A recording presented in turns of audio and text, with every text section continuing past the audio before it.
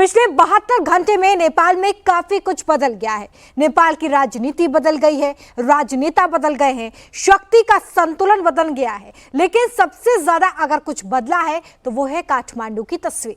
नेपाल की राजधानी में पिछले 2 दिन जो कुछ हुआ उसका इम्पैक्ट अभी तक दिख रहा है। सिर्फ काठमांडू की नहीं, जेनजी के आंदोलन का असर नेपाल के कोने कोने में नजर आ रहा है। 20 तस्वीरों में आपको दिखाते हैं कि काठमांडू के अलावा नेपाल के किन किन शहरों में अभी भी आग के शोले दिख रहे हैं और काठमांडू की सड़कों पर फिलहाल क्या माहौल है। संसद भवन के सामने आर्मी तैनात, पीएम आवास के बाहर आर्मी की मूवमेंट बढ़ गई है। सुप्रीम कोर्ट, राष्ट्रपति भवन और काठमांडू की हर मुख्य इमारतों पर सेना के जवानों की तैनाती कर दी गई है। आर्मी ने पूरे नेपाल को अपने कंट्रोल में ले लिया है। जेनजी क्रांति का आज तीसरा दिन है, लेकिन नेपाल में अभी भी हालात पूरी तरह सामान्य नहीं हुए हैं। उपद्रव कर रहे कुछ लोगों को भी सेना ने हिरासत में लिया है। काठमांडू के चप्पे चप्पे पर सेना के जवान नजर आ रहे हैं। नेपाल में लॉ एंड ऑर्डर मेंटेन करने के लिए पूरे काठमांडू में सेना के जवान मूवमेंट कर रहे हैं। जवानों के हाथ में माइक है, वो सड़क पर दिख रहे हैं, लोगों से वापस घरों में जाने की अपील कर रहे हैं। हालांकि अभी भी कई जगहों पर कुछ लोग सड़क पर जमा है, जिन्हें सेना के जवान समझा रहे हैं। हालात तेजी से सुधारने के लिए नेपाल की सेना ने पूरे देश में कर्फ्यू लगा दिया है। ये कर्फ्यू बुधवार को शाम 5 बजे से गुरुवार सुबह 6 बजे तक लागू रहेगा। सेना ने चेतावनी दी है कि अगर कोई भी लूटपाट या हिंसा करते दिखेगा तो उसके साथ सख्ती से निपटा जाएगा। नेपाल आर्मी ने नागरिकों से अपील की है कि वो अपने पास मौजूद लूटे गए हथियार और गोला बारूद सुरक्षा कर्मियों के पास सरेंडर कर दें। आर्मी ने एक नोटिफिकेशन जारी कर कहा है कि इन हथियारों का दुरुपयोग हो सकता है और इससे जान माल को नुकसान पहुंच सकता है। इसलिए जिन लोगों को भी इसकी जानकारी मिले वे सुरक्षा एजेंसी को सूचित करें। बीच सड़क पर हाथ में बैग लिए एक तरफ कुछ लोग खड़े हैं तो दूसरी तरफ सेना के जवान मौजूद हैं। भीड़ आगे बढ़ने की कोशिश कर रही है, लेकिन नेपाल सेना के जवान भीड़ को आगे नहीं बढ़ने दे रहे हैं। दरअसल हाथ में बैग लेकर भीड़ में जो लोग खड़े हैं ये आम लोग नहीं बल्कि जेल तोड़कर भागे कैदी हैं। ये सभी कैदी काठमांडू में मौजूद दिल्ली बाजार जेल को तोड़कर भागे। ये काठमांडू का दिल्ली बाजार जेल है। गेट की दूसरी तरफ कैदी जो गेट तोड़ने की कोशिश कर रहे हैं। गेट के बाहर नेपाल की सेना मौजूद है जो गेट तोड़ने से रोकने की कोशिश कर रही है। लेकिन कैदियों के सामने सेना के जवानों की संख्या काफी कम थी। देखते ही देखते कैदियों ने गेट को उखाड़ फेंका। इसके बाद कैदी एक एक जेल से भागने लगे। दूसरी तरफ सेना के जवानों ने हथियार के साथ पोजीशन ले लिया। एक तरफ सेना के जवान मौजूद हैं तो दूसरी तरफ कैदी। इसके बाद प्रदर्शनकारियों ने जेल के अंदर ही आगजनी शुरू कर ताकि सेना का ध्यान भटकाया जा सके। जेल के अंदर आगजनी के बाद जेल के बाहर भी सड़कों पर आगजनी की गई। हिंसा भड़कने के बाद कैदी फरार हो गए, लेकिन सेना अलर्ट मोड में थी। इससे पहले कैदी भागते सेना ने इन्हें घेर लिया। सेना और जेल से भागे हुए कैदियों के बीच दिल्ली बाजार इलाके में करीब 2 घंटे तक गहमागहमी होती रही। नेपाल सेना और जेल से भागे कैदियों के बीच बहसबाजी होती रही।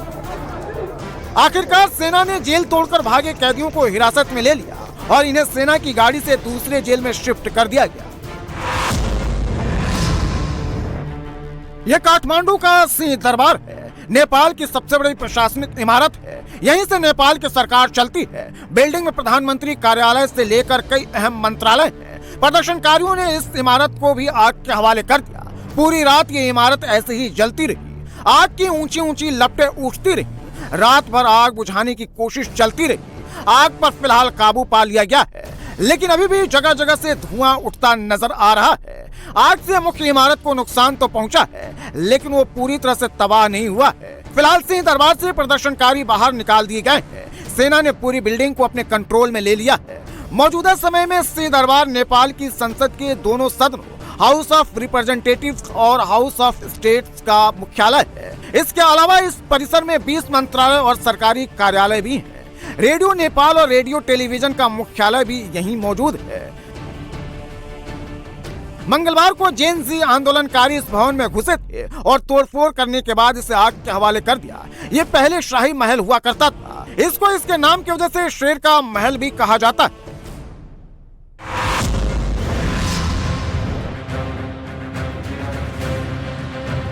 ये नेपाल की संसद है। संसद की इमारत में आज भी धुआं उठ रहा है।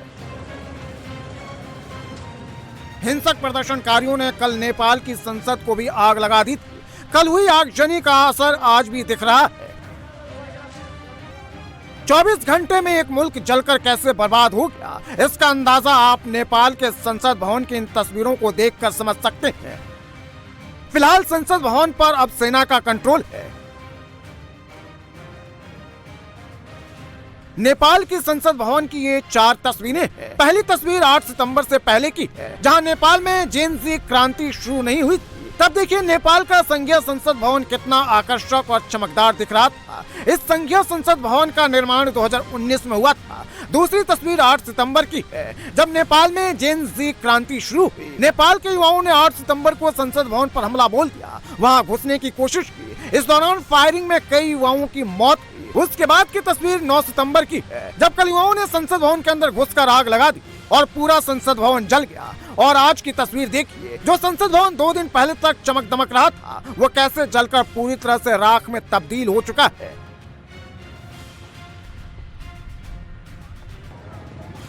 नेपाली संसद की इस नई इमारत का निर्माण 2019 में शुरू हुआ था। अभी ये इमारत पूरी तरह से बनी भी नहीं थी, लेकिन पहले ही वो प्रदर्शनकारियों के आक्रोश की भेंट चढ़ गई।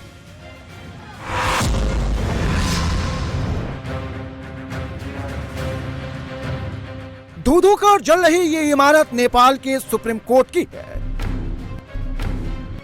यहीं से नेपाल के बड़े बड़े फैसले होते थे, लेकिन प्रदर्शनकारियों ने इस इमारत को भी नहीं बख्शा। सुप्रीम कोर्ट ने सोशल मीडिया प्लेटफॉर्म्स को रजिस्ट्रेशन कराने के आदेश दिए थे और जिस आदेश पर सरकार ने इन प्लेटफॉर्म्स को बंद कर दिया, उस सुप्रीम कोर्ट को भी प्रदर्शनकारियों ने अपने गुस्से का निशाना बनाया। सुप्रीम कोर्ट की बिल्डिंग के साथ अटॉर्नी जनरल के दफ्तर में भी सैकड़ों लोगों ने तोड़फोड़, आगजनी और लूटपाट की।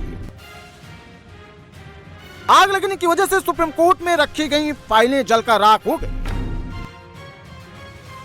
प्रोटेस्टर ने सुप्रीम कोर्ट परिसर में खड़ी गाड़ियों को भी आग के हवाले कर दिया। प्रदर्शनकारी कोर्ट के आईटी रूम में भी घुस गए, यहां भी उन्होंने आग लगा दी। चीफ जस्टिस और मुख्य रजिस्ट्रार के कमरों को भी जला दिया गया। सुप्रीम कोर्ट में रखे 25,000 मामलों की फाइलें राख में बदल गई हैं। तोड़फोड़ और आगजनी की वजह से सुप्रीम कोर्ट की वेबसाइट बंद है। जजों की तरफ से तैयार किए गए कई फाइलों के रिकॉर्ड कंप्यूटरों के साथ ही तबाह हो गए हैं। बताया जा रहा है कि सेना की जिन टुकड़ियों को सुप्रीम कोर्ट की सुरक्षा के लिए तैनात किया गया था, वो टुकड़ियां वहां से हट गई थी और प्रदर्शनकारियों ने सुप्रीम कोर्ट पर अपना कब्जा कर लिया। ये नेपाल के काठमांडू में मौजूद हिल्टन होटल की तस्वीरें हैं। हिल्टन होटल अभी भी आग की लपटों से घिरा हुआ है। यह होटल अभी भी धू-धू कर जल रहा है, धुएं का गुबार उठ रहा है। होटल पूरी तरह से जलकर राख हो चुका है, सिर्फ स्ट्रक्चर खड़ा है। प्रदर्शनकारियों ने इस होटल में 9 सितंबर को आग लगाई थी। कल से ही ये होटल जल रहा है। बाईं तरफ जो तस्वीर दिख रही है, यह उस समय की है जब हिल्टन होटल पर प्रदर्शनकारियों ने धावा बोला था। इस होटल को आग के हवाले कर दिया था और दाईं तरफ तस्वीर दिखाई दे रही है, यह आग लगने के 24 घंटे बाद की है। होटल को आग के हवाले करने से पहले भीड़ ने होटल में जमकर तोड़फोड़ की। प्रदर्शनकारियों का आरोप है कि यह होटल नेपाल के एक बड़े नेता की है। होटल को आग के हवाले करने से पहले लूटपाट भी की गई। अब यह होटल पूरी तरह से जलकर राख हो चुका है। सोचिए आग कितनी भयावह लगी है कि अभी तक आग की लपटें दिखाई दे रही हैं। धुएं का गुबार अभी तक उठ रहा है। इस होटल में नेपाल के बड़े बड़े नेता रुकते थे। विदेश से जब भी कोई सरकारी मेहमान नेपाल का दौरा करता था तो उसे इसी होटल में ठहराया जाता था, लेकिन अब ये जेन ज़ी आंदोलन का शिकार हो गया। बिल्डिंग में आग लगी है, बिल्डिंग धू-धू कर जल रही है। आग की लपटों से लोग अपनी जान बचाने के लिए शीशे तोड़कर छलांग लगा रहे हैं। इमारत में मौजूद हर शख्स, महिला पुरुष, सब शीशे को तोड़कर नीचे छलांग लगा रहे हैं ताकि जान बच जाए। 1-2 लोग नहीं, बल्कि इस इमारत के अंदर 50 से ज्यादा लोग मौजूद हैं। हर कोई बस इस जलती इमारत से किसी तरह से बाहर निकलने की कोशिश कर रहा है। बिल्डिंग के अंदर आग लगी है, बाहर लोगों की भीड़ है, लेकिन कोई भी इन्हें बचाने के लिए आगे नहीं आ रहा है और ना ही यहाँ फायर ब्रिगेड की गाड़ी है ताकि आग को बुझाया जा सके। इमारत में आग लगने के बाद जान बचाने के लिए कूदते लोगों की ये तस्वीरें नेपाल की हैं, जहां आंदोलनकारी ने इस इमारत को घेर लिया। पहले लूटपाट की गई, फिर आग के हवाले कर दिया गया। आग लगने के बाद भगदड़ मच गई। लोग अपनी जान बचाने के लिए शीशे को तोड़कर तीसरे और चौथे माले से कूदने लगे। ऊंचाई से छलांग लगाने के कारण कई लोग घायल हो गए। इमारत में मौजूद लोगों की जान तो बच गई, लेकिन कई लोगों को गंभीर चोटें आई हैं।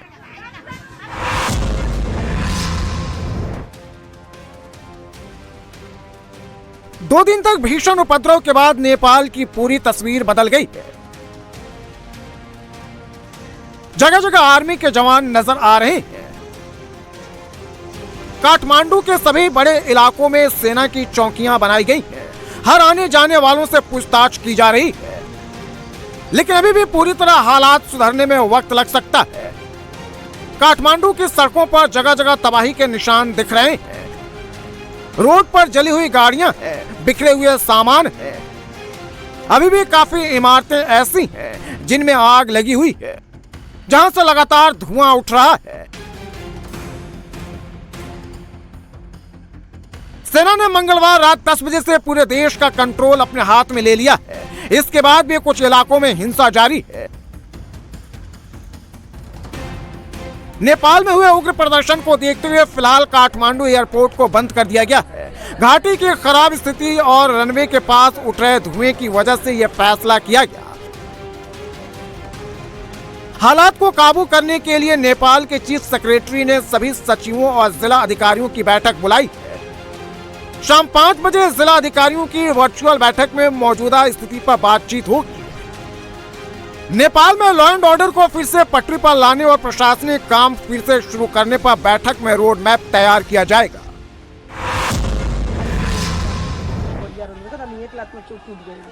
Oh. 30 इंच मोटी जिस दीवार को तोड़ा जा रहा है, ये नेपाल के वीरगंज जेल की दीवार है और जो लोग दीवार तोड़ रहे हैं वो कैदी हैं।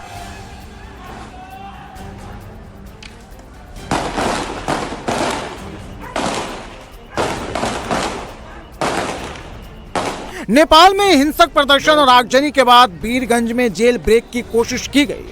कैदियों ने 20 फीट ऊंची और 30 इंच मोटी दीवार में छेद कर दिया।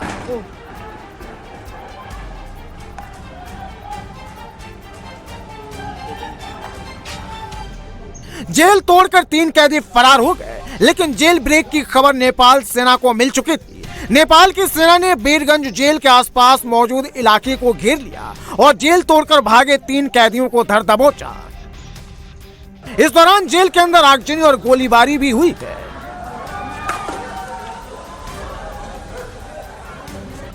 नेपाल के नवलपरासी वेस्ट जेल से 500 से ज्यादा कैदी फरार हो गए। जेल के अंदर कैदियों ने आगजनी की और रिहाई की मांग करते हुए नारे लगाए।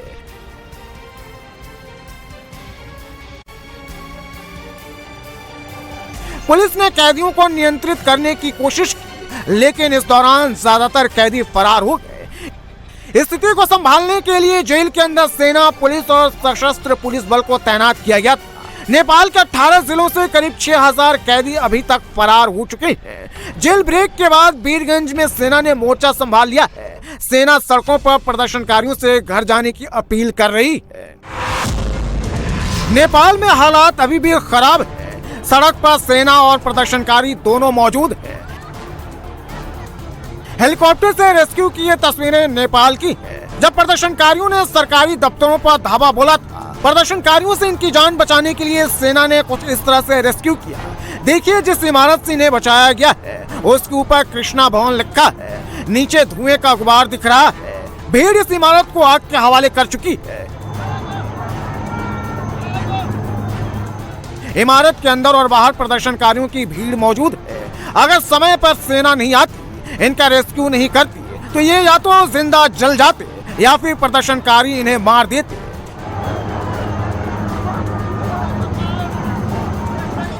नेपाल की सड़कों पर कुछ इस तरह का विरोध प्रदर्शन भी देखने को मिल रहा है। एक तरफ सेना के जवान मौजूद हैं, तो दूसरी तरफ ये शख्स कराटे कर अपना विरोध और गुस्सा जता रहा है।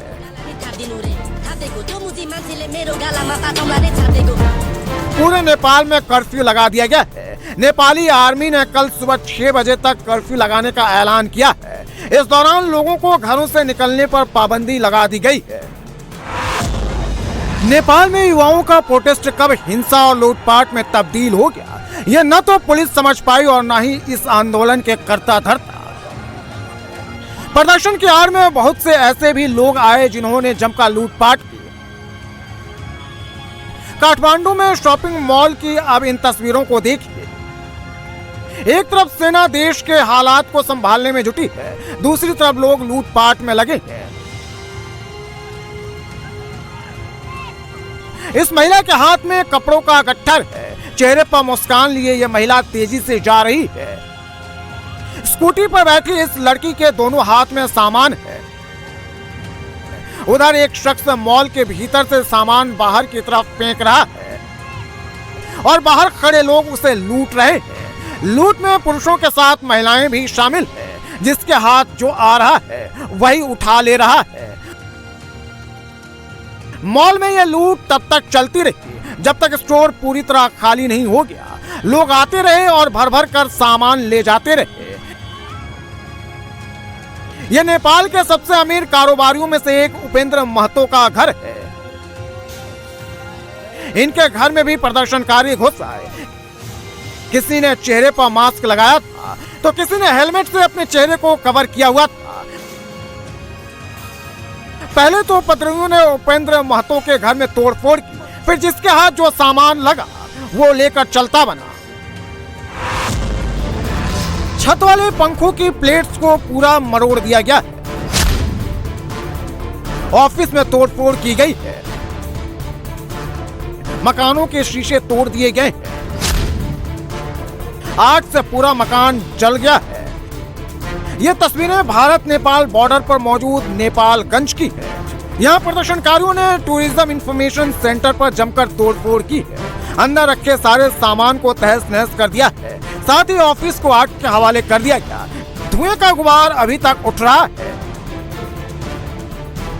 नेपाल में कल कितनी तबाही मची, उनकी तस्वीरें अब साफ होने लगी हैं। कोई भी सरकारी संस्था हो, आवास हो या फिर दफ्तर ने किसी भी भवन को नहीं छोड़ा। हर जगह आगजनी और तोड़फोड़ की गई है।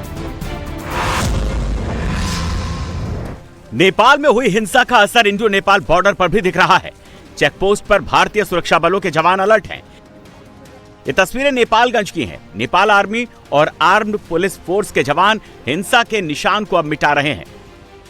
तस्वीरों में आप देख सकते हैं उपद्रवियों ने आगजनी की, उसकी राख अब भी सड़क पर पड़ी हुई है।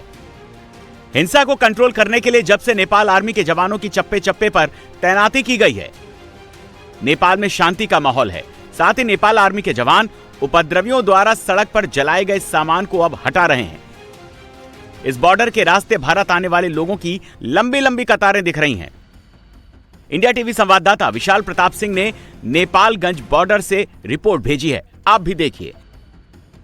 खादा नेपाल आर्मी देखिए लगातार यहाँ पर प्रयास कर रही है कि लोगों से संवाद किया जा सके, एक शांति स्थापित किया सके। और अभी भी आप देखिए कि नेपाल से जो लोग इंडिया जा रहे हैं, चाहे वो रोजगार के लिए हों, चाहे वो बाकी चीजों के लिए हों, उनकी लंबी लंबी कतार देखने को मिल रही है। और सीमा सशस्त्र बल उत्तर प्रदेश पुलिस लगातार नेपाली अथॉरिटीज के संपर्क में है ताकि हालात को पूरी तरीके से संभाला जा सके, काबू में रखा जा सके। हालांकि छिटपुट घटनाओं को छोड़ करके आज कम से कम नेपाल में इस तरीके की बड़ी हिंसक तस्वीरें नहीं आई हैं। नेपाल आर्मी के जवान शांति बनाए रखने के लिए आम लोगों से बात कर रहे हैं। आने वाले समय में ही पता चल पाएगा कि यह संवाद कितना सफल रहा। ये दार्जिलिंग का पानी टंकी इलाका है। यहाँ से भी नेपाल जाने का रास्ता है। इस चेक पोस्ट पर एसएसबी के जवानों की तैनाती है। नेपाल में हिंसा भड़कने के बाद पानी टंकी प्रशासन ने बॉर्डर पर सख्ती बढ़ा दी है। चेक पोस्ट पर भारत आने वालों की लंबी कतारें दिख रही हैं। एसएसबी के जवान एक एक शख्स और उनके सामान की तलाशी ले रहे हैं।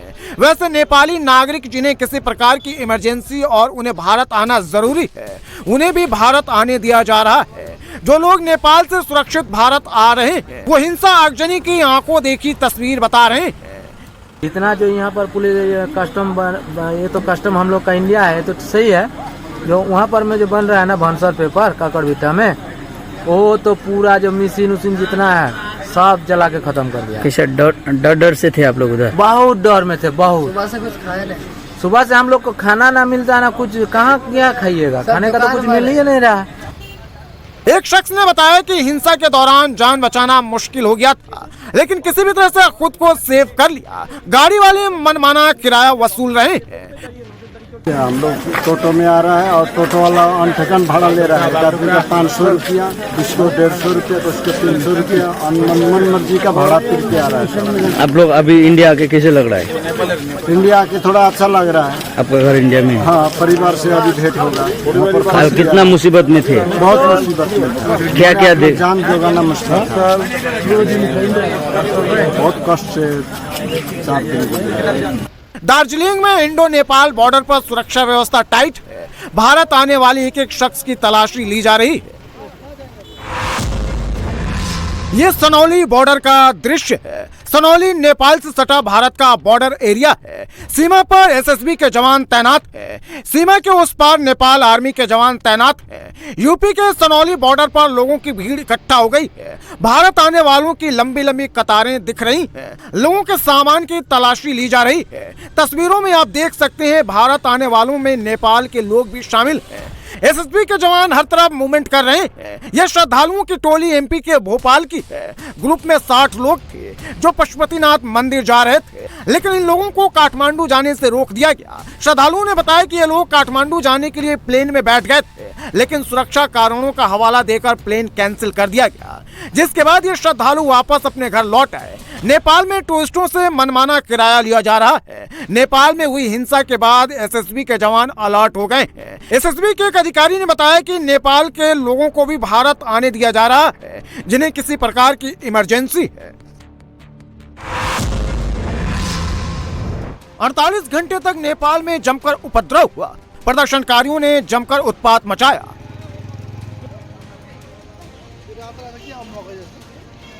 सार्वजनिक संपत्तियों के साथ प्राइवेट प्रॉपर्टियों को भी निशाना बनाया गया। धीरे धीरे हालात कंट्रोल में दिख रहे हैं, लेकिन अब तबाही के निशान हर तरफ बिखरे पड़े हैं। ये देखिए, इस गाड़ी को प्रोटेस्टर ने टारगेट किया था। गाड़ी पूरी तरह जलकर खाक हो चुकी है।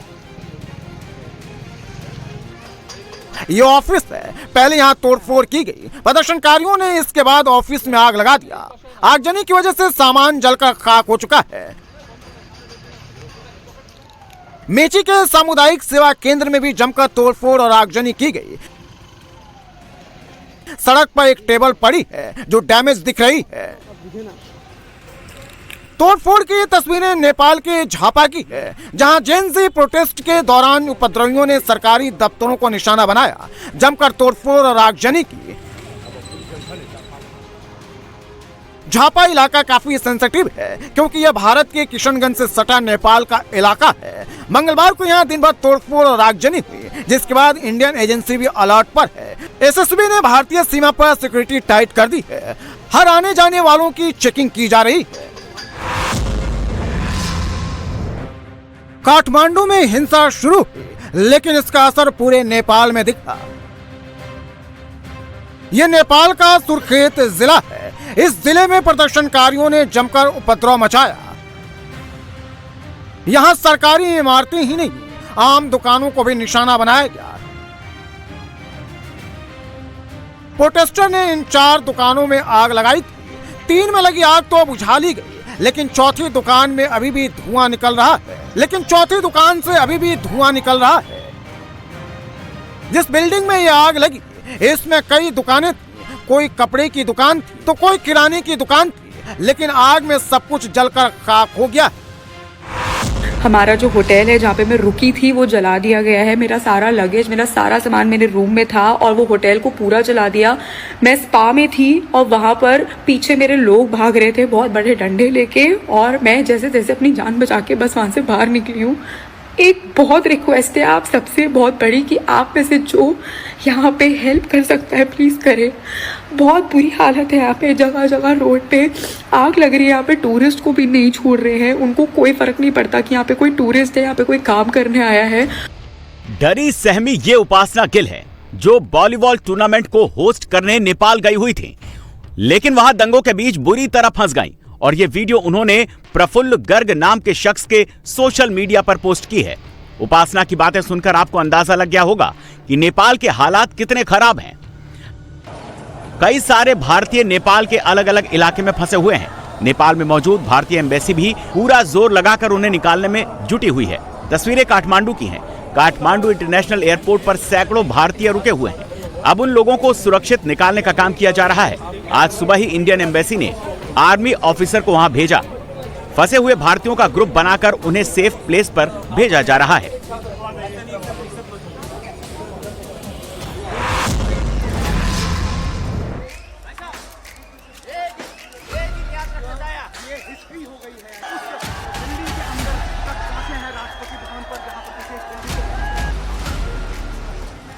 तीस घंटे के भीतर नेपाल की तस्वीर बदल गई। प्रधानमंत्री ओली का इस्तीफा हो गया। सेना ने पूरे नेपाल को अपने कंट्रोल में ले लिया।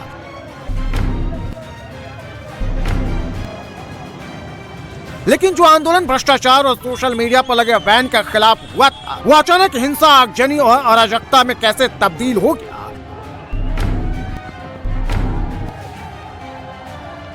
सोशल मीडिया ने जेन ज़ी के आंदोलन को ऐसी रफ्तार दी जिसकी उम्मीद भी ओली सरकार ने नहीं की थी। आंदोलन सोशल मीडिया से लेकर डिस्कॉर्ड तक फैल गया। डिस्कॉर्ड नाम का प्लेटफॉर्म कंट्रोल और कोऑर्डिनेशन का सेंटर बन गया। हामी नेपाल एनजीओ ने अपने डिस्कॉर्ड सर्वर को एक कंट्रोल रूम की तरह इस्तेमाल किया, जहां से सैकड़ों युवाओं ने आक्रामक संदेश शेयर किए। मुझे मशीन गन चाहिए, गृह मंत्री और प्रधानमंत्री के घर बोतल बम फेंको, हर मरे हुए प्रदर्शनकारी के लिए नेता की जान लो। इस तरह के भड़काऊ मैसेज हामी नेपाल के डिस्कॉर्ड ग्रुप में शेयर किए जा रहे थे। सोमवार को प्रदर्शनकारियों की गोलीबारी में 20 से ज्यादा युवाओं की मौत के बाद यूथ अगेंस्ट करप्शन नाम के डिस्कॉर्ड सर्वर पर आक्रोश की लहर दौड़ गई। अनमॉडरेटेड चैट ग्रुप में किसी को रोक टोक नहीं थी, इसलिए हर कोई अपनी मन की बात बेधड़क पोस्ट कर रहा था। ग्राउंड पर प्रदर्शनकारी संसद भवन, प्रधानमंत्री केपी शर्मा ओली के निजी आवास और कई मंत्रियों के घरों में आग लगा चुके थे।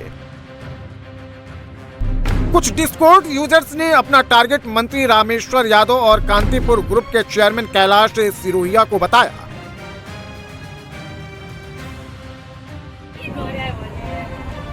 इसके कुछ ही घंटे बाद कांतिपुर टीवी दफ्तर में आग लगा दी गई। एक अफवाह के चलते काठमांडू एयरपोर्ट पर भी हमले का ऐलान किया गया ताकि पीएम ओली देश छोड़ न सके।